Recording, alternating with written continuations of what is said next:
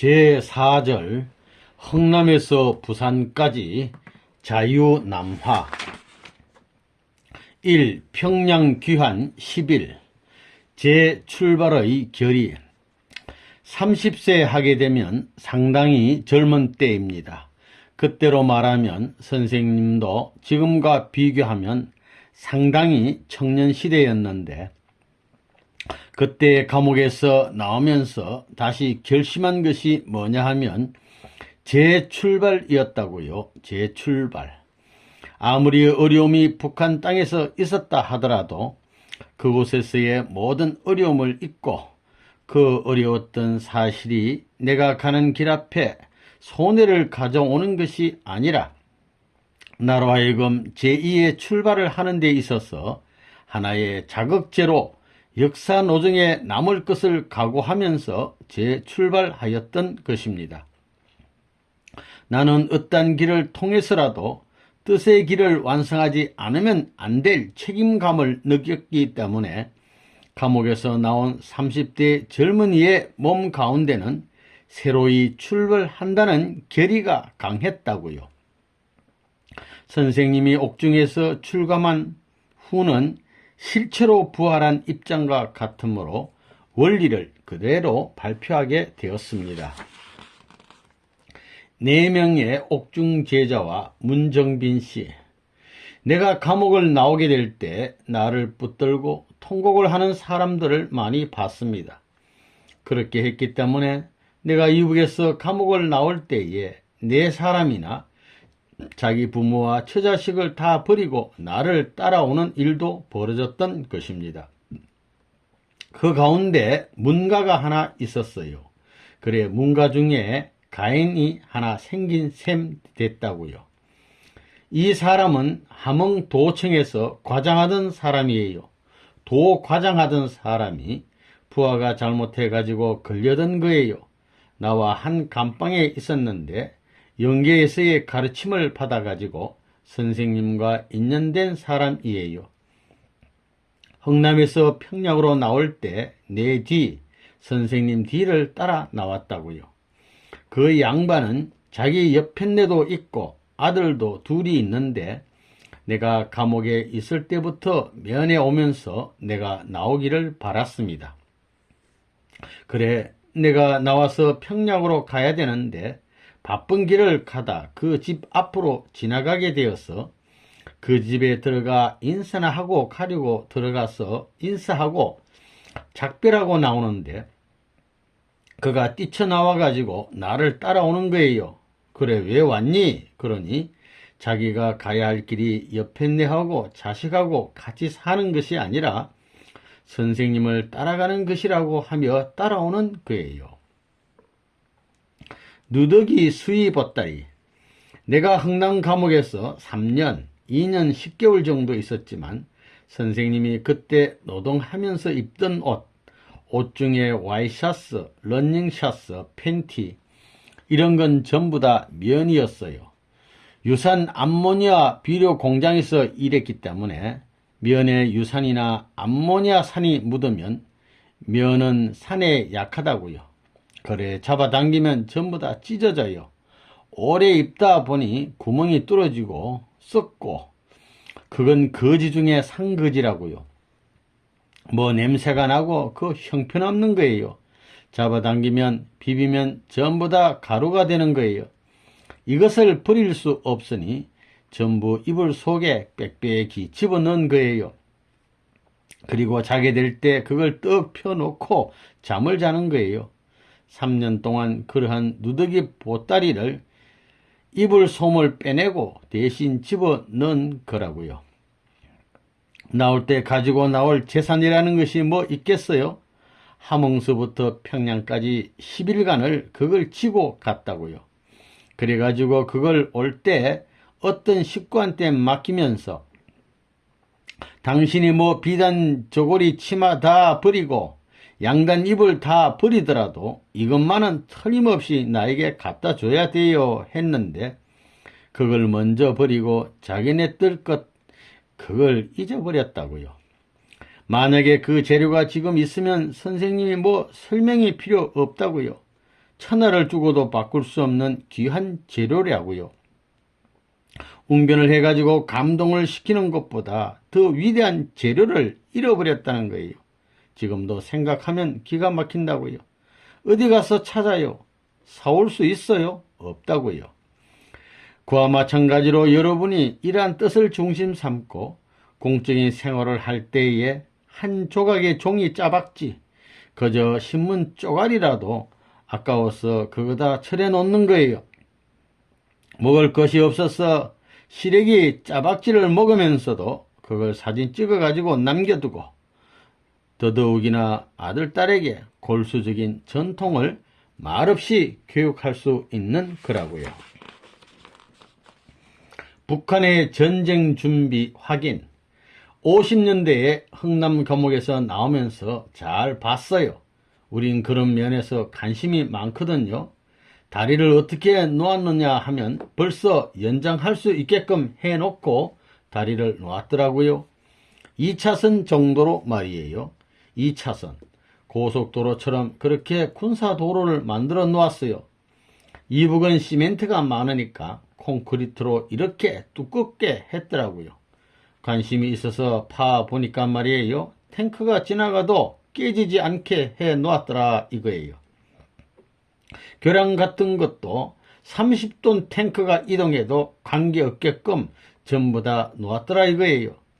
흥남에서 나오는 길은 동해안에서는 중요한 간선이 될 수 있는 도로인데 벌써 군사도로로 그렇게 준비를 했다는 거지요. 그걸 보고 이건 남한 침공을 위한 계획한 것이라고 생각했어요. 정부를 세우면서 소련 극동 정책에 의해 KGB의 배후의 사주를 받아가지고 그렇게 했다고 보는 것입니다. 그렇기 때문에 흥남에서 나는 비료 같은 것을 전부 어디로 가져가느냐 하면 소련으로 가져갑니다. 비료하고 무기하고 바뀌는 거예요. 그 무기는 소련에서는 10년, 20년 지난 것들이에요. 그걸 전부 바꿔오는 거라고요. 싸니까. 그래가지고 38선에 배치되고 남한 침공을 위하여 훈련하는 데 소모됩니다. 고급 군장비는 필요 없거든요.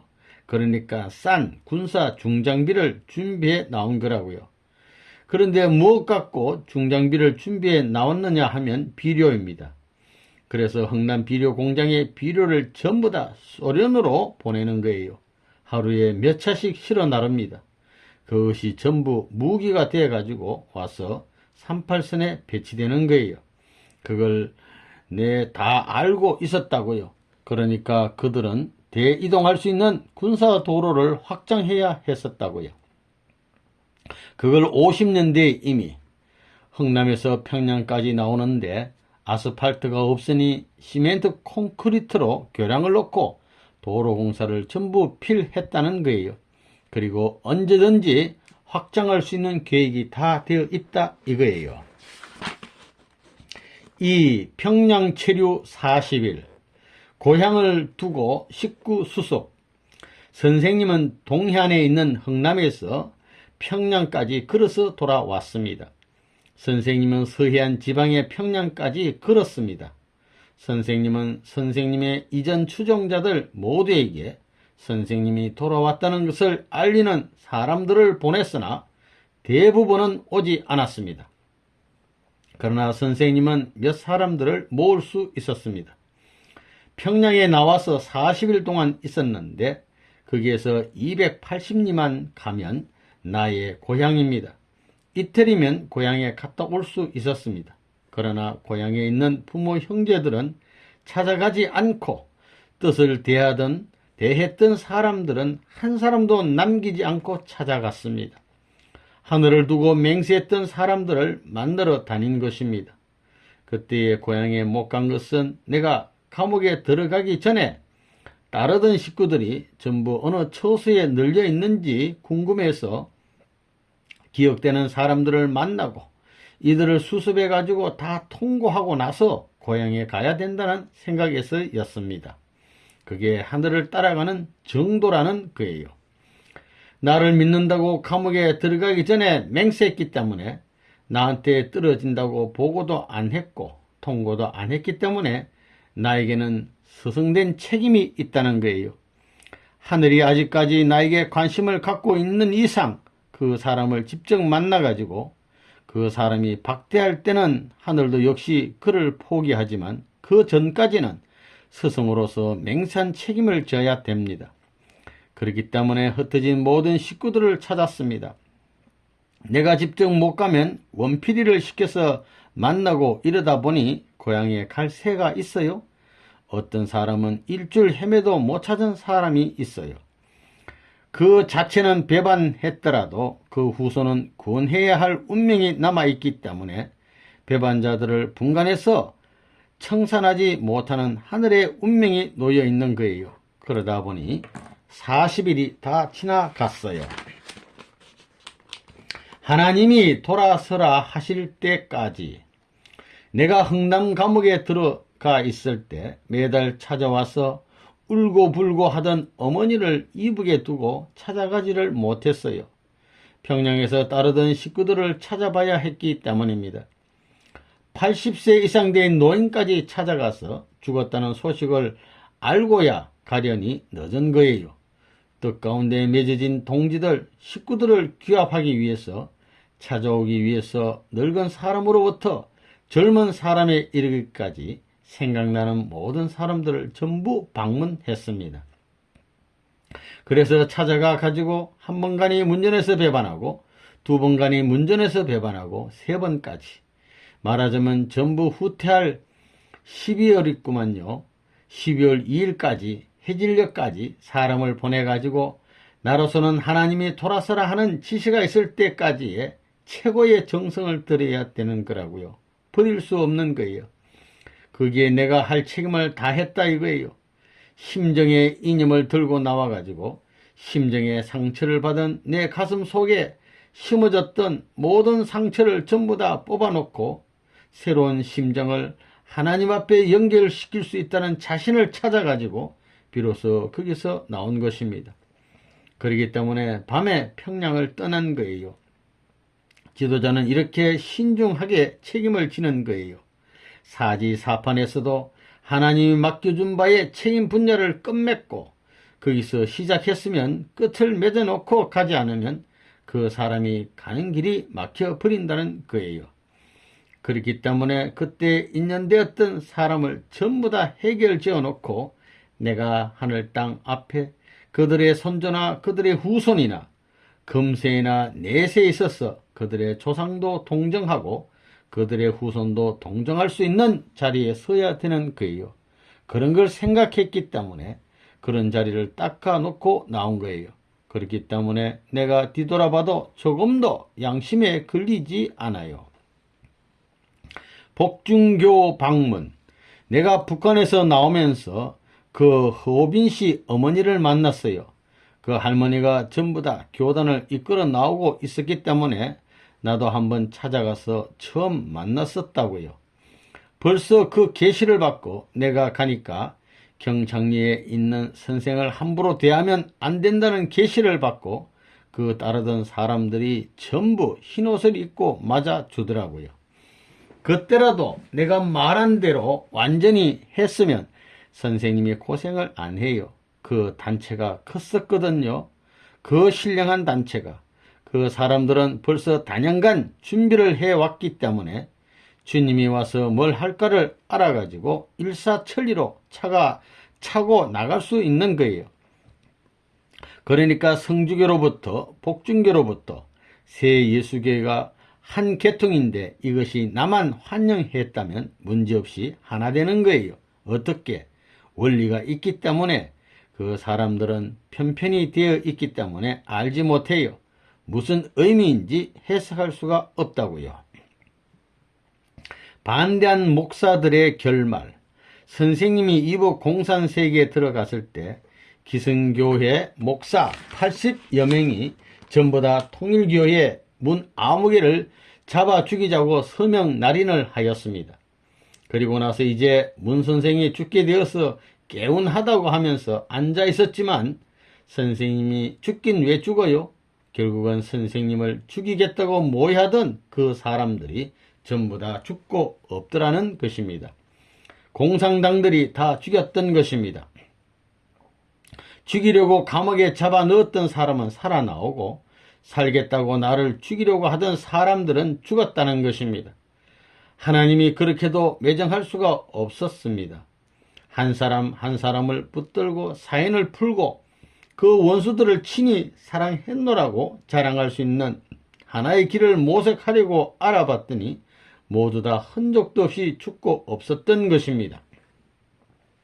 평양에서 나를 감옥에 집어넣은 사람이 남이라는 목사인데 이름은 모른다고요. 그 목사의 자식들까지 다 죽었습니다. 그런 노름을 봤어요. 그것을 하늘이 다 청산한 거라고요. 그렇다고 너 벌받아 그렇게 생각하면 안 되는 거예요. 그 후손이 남았거들랑 하늘이여 부디 이제는 손을 떼시고 이제부터 이 나머지 후손에게도 나로 말미암아 복을 인계하시옵소서 해야 돼요. 그게 의인들이 가는 길이요. 그게 하나님이 가는 걸음이라는 걸 여러분이 알아야 돼요. 뜻을 등진 식구들, 선생님이 지금까지 뜻길을 걸어 나오는 과정에서 많은 사람이 선생님을 부정했습니다. 평양에서부터 지금까지 걸어 나오는 가운데 하늘 앞에 맹세했다가 떨어져 나간 사람들을 내가 모두 손으로 꼽을 수 있습니다. 지금 그들이 무엇을 하고 있는지 내가 다 알고 있습니다. 과거에 누가 이런 맹세를 했고 그 사람이 지금은 어떻게 하고 있다는 것도 다 알고 있습니다. 내가 저 흥남 감옥에 들어갈 땐 말이에요. 따르던 여자들도 많았다고요. 선생님을 위해서는 천상에서 죽거들랑 또 재림 부활해가지고 회생해가지고 몇 대를 살더라도 선생님을 위해서 소원 성취할 여성이라고. 꽃이라면 백합화가 되고 꽃이라면 장미꽃이지 호박꽃이 아니라고 얼마나. 어떤 사람은 하는 말이 백두산 천지에 반석을 갈아가지고 감자를 심어서 선생님을 복양하니 일이 있더라도 전 선생님을 저버리지 않겠습니다 하더니 웬걸 죽음길을 가야 되겠다 할 때는 생각을 좀 더 해봅시다.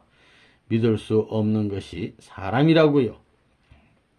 선생님 앞에 말이에요. 배반한 여자들이 많아요. 그런데 하나님 앞에 배반한 사람이 얼마나 많겠느냐 이거예요.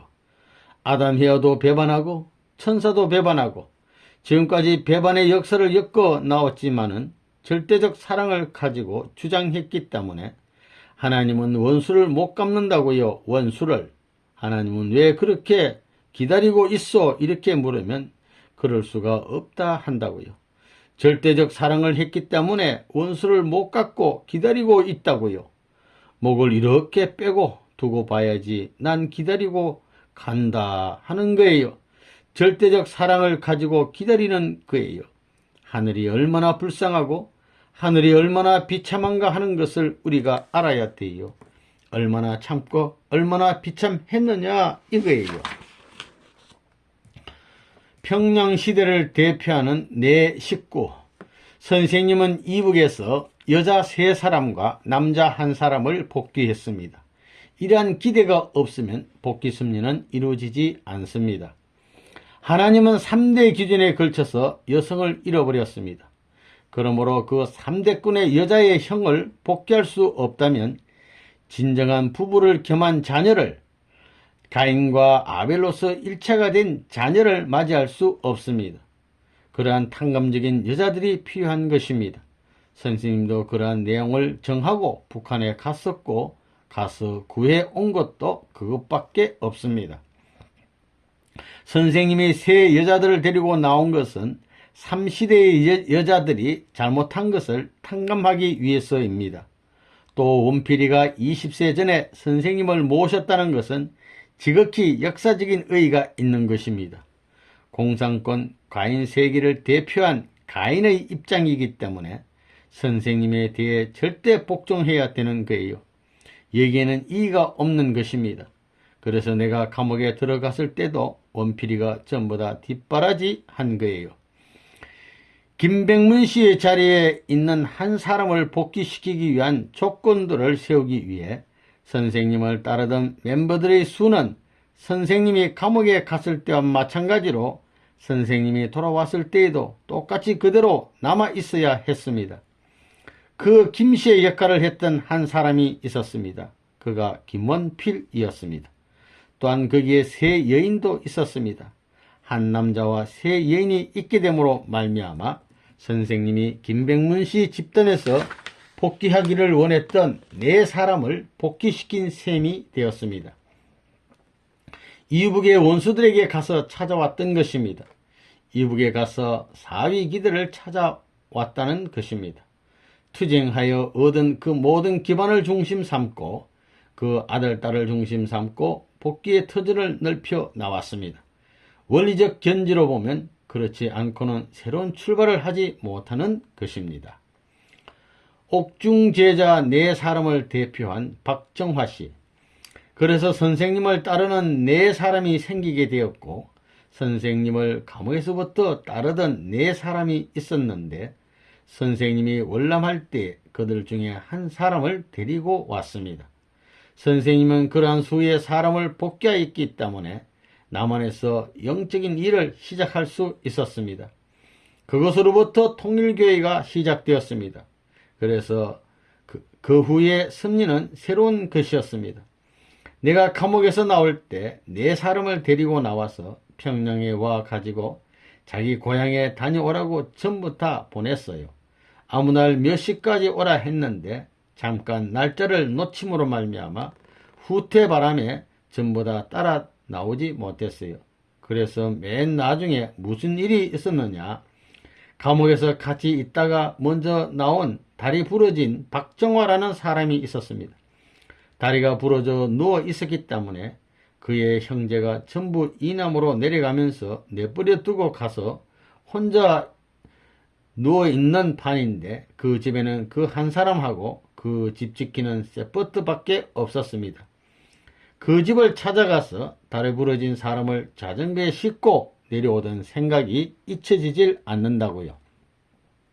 그리고 내가 이북에서 나올 때, 평양에 있다가 나올 때 어머니한테 사람을 보내가지고 나오라고 했는데 그때 원필이 어머니하고 그런데 서로 갈리게 되었지만 자식의 도리로서 북한 실정이 장고할 수 있는 무엇이 있었기 때문에 보내가지고 오라고 했는데 그래 가다가 잡혔든 뭐했든 어떻게 돼 가지고 그래 할 수 없이 그 문정빈이라는 사람을 원필이 어머니 데리러 보냈다고요. 그런데 걸어가더라도 하루 이틀이면 돌아왔을 것인데 안 돌아온다 이거예요. 그래 사태는 점점점 불리해져 가지고 완전히 포위되겠기에 안 되겠으니 할 수 없이 길을 떠났다고요. 그래가지고 그야말로 나를 위해 생명을 바치겠다고 따라온 그 문씨라는 사람은 못 나왔다고요. 그 양반들 둘이 살았으면 영계에 가서라도 둘을 데려다가 그 남편하고 둘이 살았더라도 축복한 것으로 쳐줘야 되겠다 하는 생각까지 한 사람이에요. 그런 역사의 배후가 있기 때문에. 평양에서 서울까지 평양 출발. 평양 도성에서 피난을 다 가고 난 후에 내가 출발한 거라고요. 이래가지고 다리 부러지고 병신되어 누워있는 사람을 내가 자전거에 실어 끌고 왔어요. 인민군, 팔로군, 중공군 옆에 30리 뒤로 떨어져서 맨 나중에 나왔다고요. 나는 죽더라도 하나님 앞에 할 말이 있다는 거예요. 나는 약속대로 하는 사람입니다. 선생님이 북한을 떠날 때는 1950년 겨울이었습니다. 선생님은 1951년에 남해안에 있는 부산까지 내려왔습니다. 그때 12월이면 32살인가 31살인가요? 12월 4일에 떠나던 때가 31살이었습니다. 오바를 말이지요. 이북에서 가지고 온 오바. 옛날에 중학교 시절에 입던 오바를 피난 나올 때야 뭐 옷이 어디 있어야지요.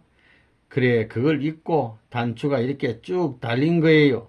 그 오바를 입고 있는데 이놈의 팔이 참 짧았으면 좋겠더라고요. 춥거든요. 그래서 소매에다가 팔을 이렇게 하고는 거리에도 다녔어요. 그렇게 쓱 다니면 다들 쳐다봐요. 그 얼마나 멋지냐 이거예요.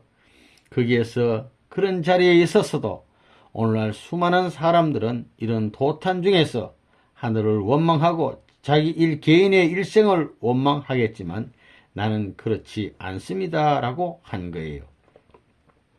평양에서 청단으로 뒤에서는 중공군이 따라오는데 데리고 가는 사람은 다리가 부러졌고 버리고 갈 수 없는 사정이 있고 데리고 가려니 앞길은 막혔습니다. 지나가는 트럭은 전부 다 군사물자로 가득하고 길은 2중, 3중으로 막혔습니다. 나보다 큰 사람을 데리고 내려오는데 업고 올 수 없어서 자전거에 태우고 오려니 큰일이었습니다. 가자니 갈 수 없고 죽자니 죽을 수 없는 일이 벌어진 것입니다. 그래도 죽기를 각오하고 갔습니다. 피난민 중에서 제일 고생하는 사람이 되기를 바란 것입니다.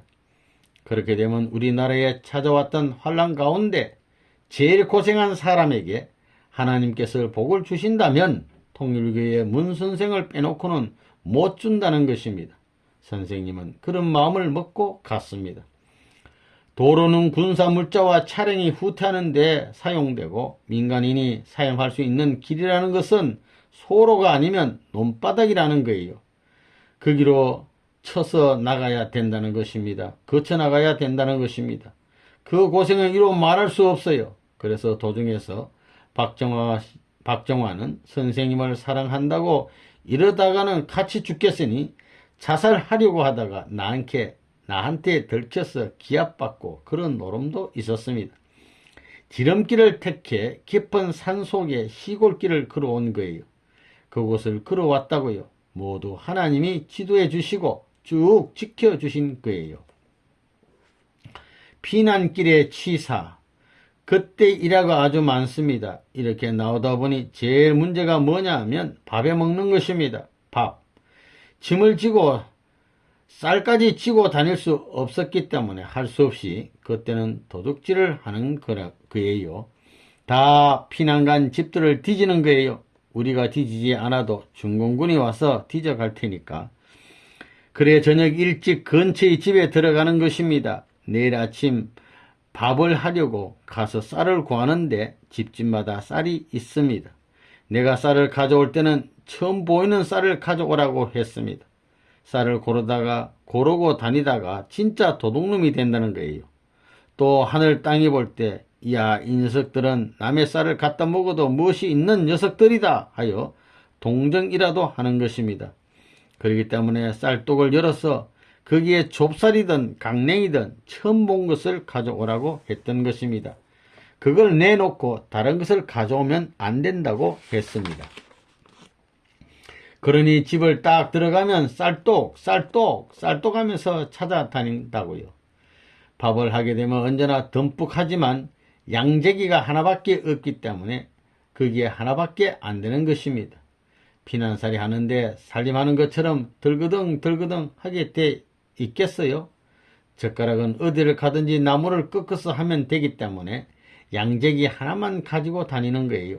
그래가지고 밥을 해놓고 언제든지 셋이 둘러 앉으면 사실 궁상이 상팔자라는 거예요. 그립지 않는 것이 없습니다. 그게 상팔자입니다. 그리워할 줄 아는 그 팔자, 예수님이 줄이고 목마른 자가 복이 있다고 말한 것은 다 일리가 있는 말입니다. 배에서 꼬르륵 하니 그 궁상에 그립지 않는 것이 없다는 거예요. 먹는 것이 보리개떡이라도 상감마마의 진수성찬보다 더 그리운 것입니다. 맛 없는 것이 없는 거예요. 밥 숟가락 먼저 놓기. 통일교의 문선생은 지금까지의 생활 철학이 나중에 먹기 시작하고 먼저 숟가락을 놓는 것입니다. 숟가락을 들 때는 나중에 들고 놓을 때는 제일 먼저 놓아야 된다는 거예요. 또 먹을 것이 있으면 좋은 것이 있어도 제일 나쁜 것에 먼저 젓가락을 대는 거라고요. 피난통에도 그랬다고요. 따라오는 사람들을 위해 배고프더라도 번번이 숟가락을 내가 먼저 놓은 거예요. 선생님하고 셋이서 피난을 하는데 말이에요. 피난 가는 사람 전부 다 배고픈 것은 마찬가지이기 때문에 밥만 해놓으면 그저 전부 다 먹고 싶은 거예요. 전부 다 배고프다고요. 자, 그런데 선생님보다 내가 숟가락을 먼저 한번 놔야 할 텐데 하고 밥을 먹다 보면 언제나 번번이 선생님이 먼저 숟가락을 놓으니 못 이기겠더라 하는 말을 들어봤다고요. 먹던 밥을 놔두고 누가 먼저 숟가락을 놓느냐? 먼저 숟가락을 놓는 사람이 그 자리를 주도하는 사람이 된다는 거예요. 숟가락을 먼저 놓은 사람이 주인이 되는 거예요. 용매도 15리길 갯벌길 왕복. 이북 감옥에서 나와가지고 38선을 넘게 될 때 틀림없이 38선 쪽에 가 있지 않으면 안 된다고 생각했습니다. 정세로 볼 때 말이에요. 가만히 영적으로 생각해 보니까 사태가 불리하다는 거예요. 마음이 자꾸 이남으로 넘어가려고 하더라는 거예요. 그것을 여러분은 모르지만 선생님에게는 뭐 있다고요. 그리하여 딱 적경지대에 왔는데 파수대 경비대들이 아랫방에는 경비대원들이 있고 우리는 윗방에 있었습니다. 이래가지고 하루 저녁 넘어가려다 못 넘어가고 이틀 저녁 못 넘어가고 사흘 만에 보따리 싸가지고 도망해 왔던 것입니다. 그런 때는 재치가 있어야 돼요. 눈치가 빨라야 된다고요. 그런 때는 보따리를 싸더라도 먼저 싸야 됩니다. 이래가지고 용매도에 가서 제일 먼저 배를 탔는데 떼거리들이 몰려와서 아우성이 벌어지게 되니까 어떻게 됐느냐 하면 군경의 가족이 아니면 끌어내는 거라고요. 이런 판이 벌어졌습니다. 그러니 어쩔 수 없이 쫓겨나야지 별 수 있어요. 영매도에 갈 때에 제일 기수가 결국은 다시 돌아오는 일도 있었다는 것입니다. 환경에 몰려서 그렇게 되었지 틀림없이 선도로 이남에 나올 뻔했습니다. 이래가지고 용매도를 통해서 이남 나갈 배를 탔다가 그때도 경찰관들이 전부 다 후퇴하는 바람에 보통 사람들은 어떻게 타겠어요? 그래가지고 용매도로 갔다가 배가 없어서 다시 나온 거예요. 다시 나와가지고 38선을 넘어 나온 것입니다. 그때 용매도를 가기 위해 갯물길을 건널 때 이 길을 못 가면 하늘이 망한다는 생각을 했습니다. 여기서 쓰러지면 아버지는 어디로 갈 것인가 하는 생각으로 가봐요.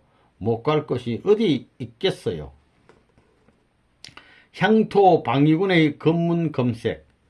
피난 나오면서 여러가지 사정이 많았다고요.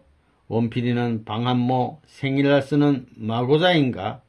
그걸 쓰고 추우니까 이걸 이렇게 딱 접어넣고 내 뒤에 따라오니 나는 남자 같고 말이에요. 옆편으로 생각하는 거예요. 얼굴도 그렇고 말하는 것을 봐도 여자 음성이거든요. 그때는 수염도 안 났다고요. 어디 가나 남복을 했지만 그렇게 하고 오니까 여자로 알아요. 가는 데마다 매번 조사받을 때는 언제나 불화를 조사받는 거예요. 왜 웃어요? 다 아는 것을. 그래야 실감이 나지. 일어나서 옷 벗어. 몇 번을 그랬다고요. 여자 같거든요. 딱 여자 같다고요. 그런 일화가 많다고요.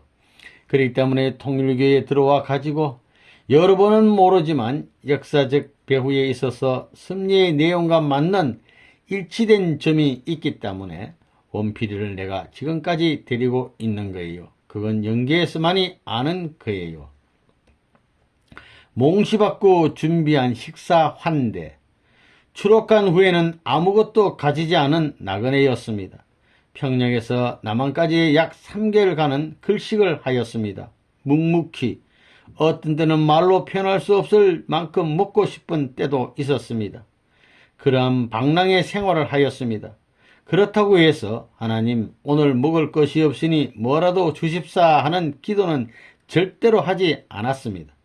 도리어 하나님을 위로하고 잠을 자곤 했습니다. 어떤 때는 내일은 틀림없이 어떤 어여쁜 부인이 길가에서 무엇인가 줄 것이다 그렇게 생각하면 다음날에 틀림없이 생각했던 그대로 하얀 옷을 입은 부인이 길가에서 기다리고 있는 것입니다. 실로 어젯밤에 만반의 준비를 하고 기다리라고 하는 말씀이 있어서 이렇게 기다리고 있었습니다. 어서 드십시오 하는 것입니다. 그런 일이 많이 있었습니다. 그렇게 도움을 준 불악에는 때가 오면 은혜를 갚으려고 생각하고 있습니다. 여러분들이 그때 선생님의 심정을 느끼게 된다면 여러분은 눈물을 금치 못할 것입니다. 하나님도 그러십니다. 선생님과 하나님이 서로 부둥켜 안고 울었던 슬픔은 지상의 사람들은 아무도 모릅니다. 그 깊고 깊은 하나님에게 향한 심정은 측정할 수 없습니다. 그것을 생각하면 온통 세포가 저려오는 것만 같습니다. 한밤중 강행군으로 임진강까지 이렇게 여러가지 문제를 겪으면서 나왔는데 저녁때가 됐는데 그 피난 나온 사람들이 걸어가다가 지친 거예요. 피곤하기가 한이 없거든요. 이렇게 되니까 동네 들어가 가지고 자리고 했던 거예요. 그러나 선생님은 밤을 새워서라도 임진강을 넘어가지 않으면 안 된다 이거예요. 남들은 다 들어가 자는데 선생님이 가자니까 선생님 고집이 뭐 저래? 이럴 거 아니에요? 힘으로 해가지고 밤에 남들은 전부 다 자는데 우리 셋이서만 자전거를 끌고 임진강까지 나왔다고요. 임진강 강가에 와서 잤습니다. 1시 반인가 2시쯤 새로 2시 그때에 도착했거든요. 38선에서 청담까지 80리 길입니다. 그 길을 달밤에 가는데 그 일이 잊혀지지 않습니다.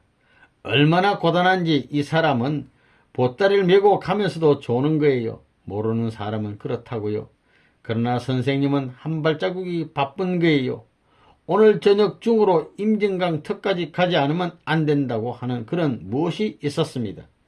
그럴 때는 선생님이 비상작전, 비상조치를 하는 것입니다.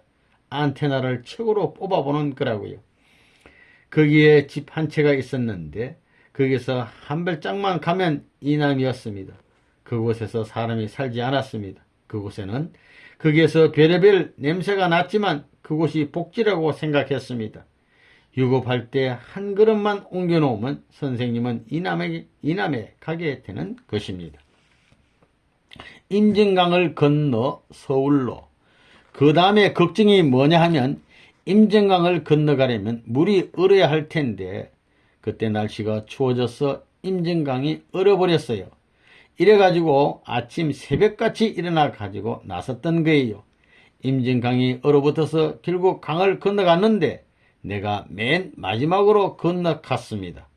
그 후부터는 커트예요. 커트해가지고 전부 다 돌려보내는 거예요. 이래가지고 남한 땅에 왔어요. 유엔군이 철수하면서 우리 일행을 마지막으로 막아버렸습니다. 그 뒤 사람들은 전부 뒤로 돌아간 것입니다. 이럴 때 1분만 서성됐더라면 어떻게 되었겠나요?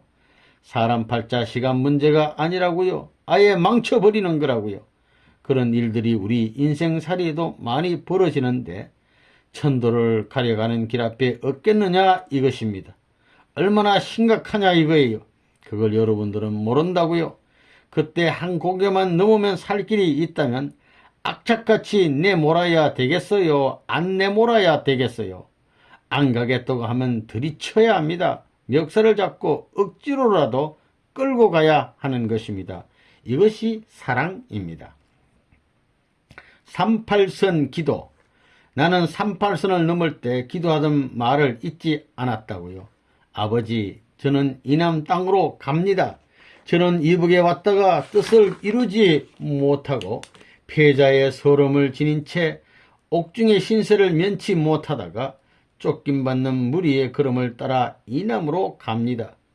갔다가 또 이 길을 찾아와야 될 것을 제가 알기 때문에 38 이북을 제가 못 가거들랑 제 사상을 심어서 후순위 가게 할 것이고 그들이 못 가거들랑 저를 따르는 제자들을 보내가지고 그런 결심을 하고 나온 사람이라고요.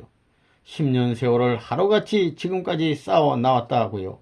내가 하늘 앞에 맹세하고 나선 걸음은 여러분과는 다르다는 거라고요.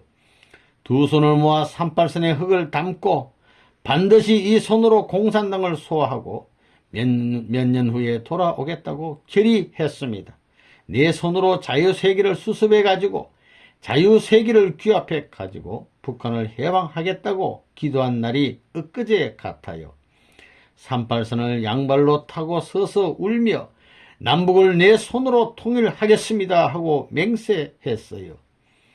눈물을 머금고 기도하던 것은 같이 오던 사람도 모르는 것입니다. 내가 슬픔을 남기고 부모 형제를, 나를 위해서 정성을 들이던 고향에 있는 어머니 아버지를 뒤에 두고 떠나오면서 이 불효자식이 다시 돌아올 날을 기다려달라고, 죽지 말고 기다려달라고 하고 떠나온 것을 내가 잊지 않고 있다고요. 4. 서울 일주간 체류 후 부산으로 병력 소집 신검. 그때 내가 이북에서 나올 때 머리를 깎고 나왔어요. 나와서 서울에 들어오는데 창경원이 있다고요. 거기에 젊은 군인들이 있어요. 그게 해병대 같아요. 지금 알고 보니까 젊은 놈이 오는 사람들을 갈라 세워요. 이리 가라 저리 가라. 조그마한 녀석은 이리 가라 하고 말이에요. 그렇지 않으면 저리 가라 하고, 나는 감옥에서 갓 나왔지만 이렇게 뚱뚱하고 그래도 말라깽이 같지 않거든요. 이래가지고 병력 조사를 했는데 말이에요. 머리를 깎았다고 어디서 왔소 하는 거예요. 머리를 깎았으면 군대에 있다 나왔을 텐데 말이에요. 군대에 도망병이 아니면, 그래서 의심하는 거예요. 어디서 왔소? 도망병이 아니냐 해요. 요즘에야 도망병이란 걸 알지 그때 알게 뭐예요? 어디서 오긴 어디서 와? 이북에서 왔지 하니까 이북하는 거예요. 머리를 깎았으니 간첩.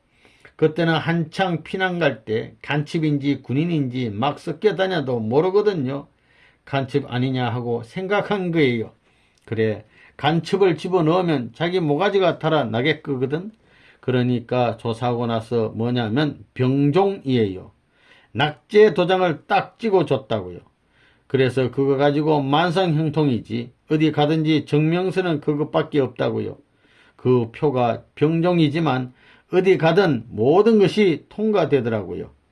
그 후에 주민등록 해가지고 살고 있다가 문제가 생겨가지고 감옥에 들어갔어요. 아이고 병력 깊이 했네, 병종이래 하며 별의별 것 얼마나 조사해 봤겠어요. 이거 걸기 위해서 병종은 내가 도적질해서 병종인가요? 주어서 병종이지요. 이러니 걸 수가 있어요. 이래가지고 요사스러운 소문이 다 나가지고 석 달 만이구만 무죄 석방하는 거예요. 이불 팔아 떡 해먹기. 어떤 집에 들어가 보니 전부 다 피난 나간 것 같았어요. 들어가니까 할머니하고 아주머니 두 분이 사는 거였어요. 그래서 우리는 지나가는 사람들인데 1월이 되었기 때문에 뭐 좀 춥더라도 그렇게 얼어 죽을 형편은 아니고 이게 짐이 되니 팔려고 합니다.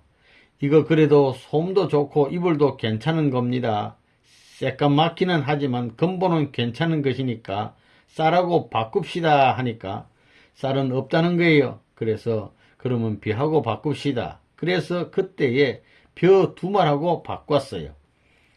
부산까지 가려면 이불 보따리가 짐이 되기 때문에 전부 팔아가지고 벼 한 가마니 하고 바꿨어요. 그때는 쌀이 어디 있어요? 쌀이 없으니까 벼 바꿔가지고 땀을 뻘뻘 흘리면서 발로 밟아 찧었던 것입니다. 그때 함께 내려온 사람들과 실컷 한번 먹어보자 했지요. 그걸 모두 떡해가지고 셋이 앉아서 다 먹었어요. 한 그릇 정도 남겨서 주인 아주머니에게도 주었어요. 하도 먹질 못했기에 그렇게 한번 실컷 먹은 것입니다. 벌써 이렇게 한 것이 3달 가까이 되잖아요. 3달이 넘었거든요. 3달 동안 피난살이 하면서 이 손바지 저고리 입고 나온 것이 얼마나 거룩하고 아름답겠나. 별 수 없는 거예요.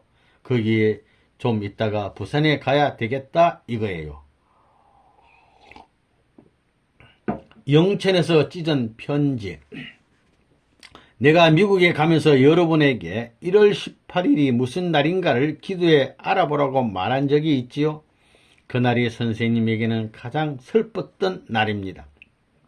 그날이 무슨 날이냐 하면 내가 정성을 들여가지고 그들을 위해서 하나님 앞에 축복의 기도를 해주고 그들과 약속을 한 날입니다. 그런데 그들은 다 저버렸다는 것입니다. 그들이 선생님을 저버렸을지라도 선생님은 하나님의 사랑은 이렇다는 사실을 중심 삼고 만장의 편지를 써서 3번씩이나 연락을 했습니다. 그런데 그 마지막 편지를 갖다 줬는데도 불구하고 그것을 되돌려 보낸 것입니다. 선생님은 되돌려받은 그 편지를 가지고 이북에서 나왔습니다.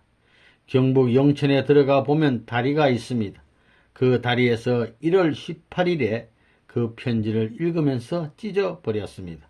그 영천이라는 말이 아주 재미있는 말이에요. 그런 것을 여러분은 모를 것입니다. 거기에 열차가 지나가는 뚝이 있었는데 그 뚝에 앉아서 지난 날을 생각하며 편지를 찢으면서 결심을 했습니다. 사람이 그런 무엇이 있어야 돼요. 말은 안 하지만 그 목표, 그 표제를 중심 삼고 원수를 내 손으로 굴복시킬 수 있는 그날을 위해서 밤이나 낮이나 투입해야 합니다. 밤은 매일 찾아오고 낮도 매일 찾아오지만 승리의 날은 나를 못 맞을 때 그는 패배자로 역사더불어 가버리는 것입니다. 그 편지 아마 한 20장은 썼을 거예요. 새로운 프로가 페이지로 넘기고 전환된 때입니다. 그건 여러분이 모르는 거예요. 얼마나 심각했던가를. 그런 미지의 사연들이 많이 묻혀있는 걸 알아야 돼요. 미리 준비한 식사 환대. 내가 맨 처음에 부산에 내려올 때 피난민으로서 피난 보따리를 지고 괴나리 보찜을 지고 평양서부터 걸어 나왔습니다. 함흥서부터 걸어 나오는 데에 한 57일이 걸렸어요. 이래가지고 밥도 얻어먹고 그러면서 다니는 데 말이지요. 재밌는 것이 하늘은 참 잘 알더라고요. 배가 고프고 정 지치게 된다면 썩 벌써 알거든요. 아무 날 내일 모레쯤 닭이 생길 것이다 생각하게 되면 어느 아주머니가 나오더니 오셨습니까? 그러는 거예요. 그래 누구세요? 난 모르는데요 하면 아는 게 아니라 간밤에 우리 멧돼조 할아버지가 나타나셔서 오늘 귀한 손님이 오신다고 닭 잡고 떡 해놓으라고 해서 떡을 해놓았습니다. 그러는 거예요. 그분이 어떻게 생겼는지 아십니까? 물으니 보기에 초라한 행인으로 온다고 해서 보니까 선생님 얼굴과 흡사하다는 거예요. 그게 믿어져요? 그래가지고 떡도 얻어먹고 닭도 얻어먹고 그런 일이 많습니다. 지금도 그래요. 지금도. 이남에서 들은 첫 노래.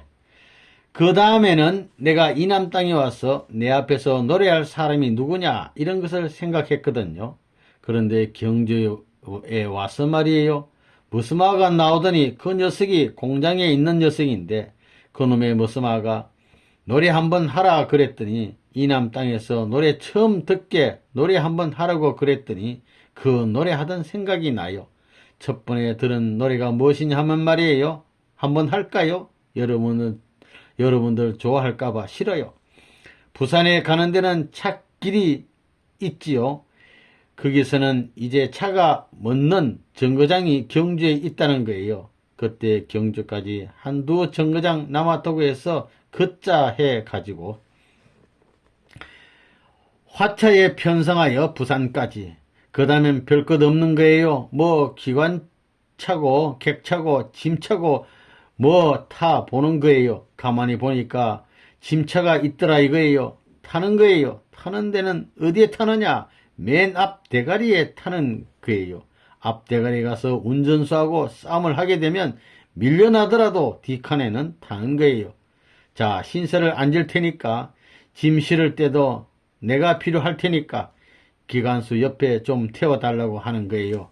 그렇지 않으면 떼거리를 쓰는 거예요. 그 다음엔 차 맨 밤바가 있거든요. 기관차. 거기에 올라가 앉는 거라고요. 이렇게 해서 쭉 남한으로 경주를 거쳐 부산까지 오는데 한 2개월쯤 걸려 도착했어요. 여기가 어디던가요? 부산 무슨 동인가? 여기가 초량 1동이라는 여기에 옛날에는 부산진역이 있었지요. 여기 옛날 생각이 난다고요. 지금으로 말하면 옛날이 되겠습니다. 1951년도 그때 내가 여기 도착한 것이 1월 27일이었습니다. 초량역에 내린 것이 엊그제 같은데 벌써 많은 세월이 지났습니다. 그때만 하더라도 선생님이 몇 살 때인가 31지 상당히 젊었을 때이지요.